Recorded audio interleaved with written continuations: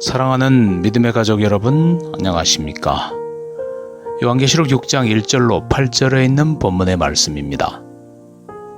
2절 내가 이에 보니 흰 말이 있는데 4절 이에 붉은 다른 말이 나오더라.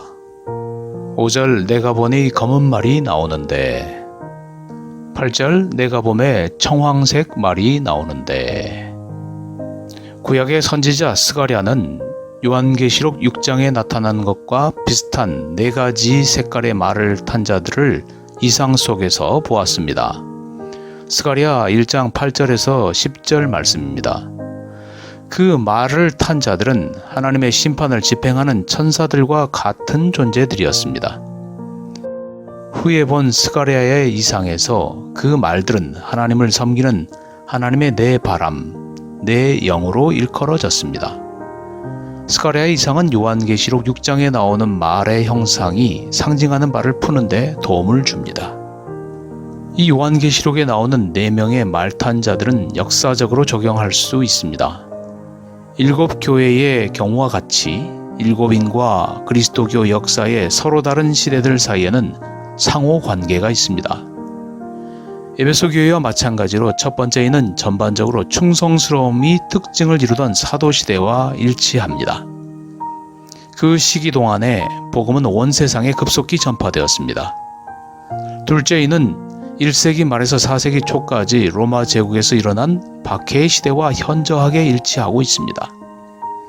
셋째는 4세기에서 5세기에 걸친 그리스도교 역사와 잘 부합되는데 이 당시의 특성은 영적 상태가 서서히 쇠퇴하는 것이었습니다.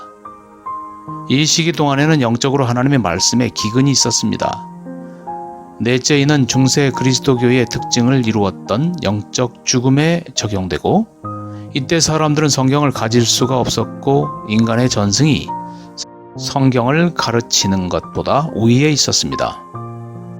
그러나 4명의 말탄 자들을 역사적으로 적용함에 있어서 중요한 것은 4 말탄 자들의 실제적 상태들을 하나의 특정한 시기에만 국한시켜서는 안 된다는 것입니다.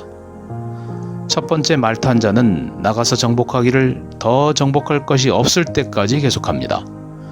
이 말탄 자는 더 정복할 것이 없을 때까지 그 일을 계속할 것입니다. 이 복음의 정복 사업은 사도시대에만 국한된 것이 아니며 예수 재림 때까지 계속될 것입니다. 이와 같은 현상은 다른 말탄 자들의 경우도 마찬가지이며 핍박이나 영적 기근 또는 영적 죽음도 어느 한 시기에만 국한되는 것이 아니라 이런 복음 전파의 현상들은 오순절로부터 시작하여 권세와 영광으로 오시는 그리스도의 재림 때까지 계속되는 일이 될 것입니다. 5째 인부터 7째 인까지의 마지막 3개의 인을 떼는 장면을 기록한 것은 처음 4개의 인의 경우와는 사뭇 다릅니다. 마지막 3개의 인을 떼는 경우에는 말도 없고 말을 탄 자들도 없습니다. 처음 4인을 뗄 때의 말 탄 자들은 전적으로 하나님의 백성들과 관계된 것이지만 나머지 3인은 하나님의 백성을 억압하는 자들에게 내릴 심판에 관한 것입니다. 신약 성경의 4복음서 곧 공관복음의 묵시 중 마가복음 13장, 마태복음 24장, 누가복음 21장에 기록된 예수님의 종말에 관한 설교는 요한계시록 6장의 이상의 배경이 되고 있습니다. 예수님은 십자가로부터 예수님의 재림 때까지 전 기독교 시대를 특징짓는 일련의 사건들을 묘사합니다. 그 중에는 난리와 난리의 소문이 포함되어 있고 지진, 기근, 온역이 여러 곳에 임할 것이며 이것과 더불어 그리스도께서는 기만, 박해, 하늘의 이적을 말씀하셨습니다. 이 모든 것이 요한계시록 6장에서도 일어나고 있습니다. 두 본문의 기별은 나쁜 일이 하나님의 백성을 괴롭힐지라도 하나님께서 역사를 완전히 주관하고 계신다는 것입니다.